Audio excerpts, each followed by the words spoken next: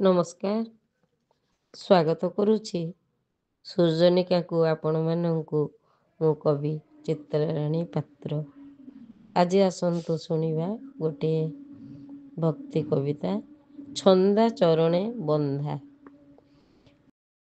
ଛନ୍ଦା ଚରଣେ ବନ୍ଧା ପଡ଼ିଛି, ଛନ୍ଦା ଚରଣେ ବନ୍ଧା ପଡ଼ିଛି, ଅନନ୍ତ ଯୁଗରୁ ମୁହିଁ ତୁମ ବଂଶୀସ୍ୱନେ ଅଧୀର ହୋଇଛି। ହିତାହିତ ଜ୍ଞାନ ନାହିଁ, ହିତାହିତ ଜ୍ଞାନ ନାହିଁ। ଅଙ୍ଗରେ ତୁମର ପୀତବାସ ଦେଖି ହୁଏ ମୁଁ ଯେ ଆତ୍ମହରା। ଅଙ୍ଗରେ ତୁମର ପୀତବାସ ଦେଖି ହୁଏ ମୁଁ ଯେ ଆତ୍ମହରା। କଣ୍ଠେ ବନମାଳା, କର୍ଣ୍ଣରେ କୁଣ୍ଡଳ, ରହିଛି ସେ ଅପାସରା, ରହିଛି ସେ ଅପାସରା। ମସ୍ତକେ ତୁମର ମୟୂର ଚନ୍ଦ୍ରିକା, ଅପରୂପ ଶୋଭା କାନ୍ତି।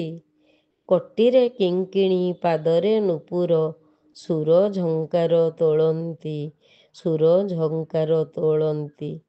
ଓଠଟି ତୁମର ମୃଦୁ ହାସ୍ୟ ଭରା, ଓଠଟି ତୁମର ମୃଦୁ ହାସ୍ୟ ଭରା, ନୟନେ ଝଲକ ଦୀପ୍ତି। ଦର୍ଶନ ଭିଳାସୀ ମୁଁ ଯେ ଅଭାଗିନୀ, ଲୋଡୁଛି ସଂସାରୁ ମୁକ୍ତି, ଲୋଡୁଛି ସଂସାରୁ ମୁକ୍ତି। ଧନ୍ୟବାଦ।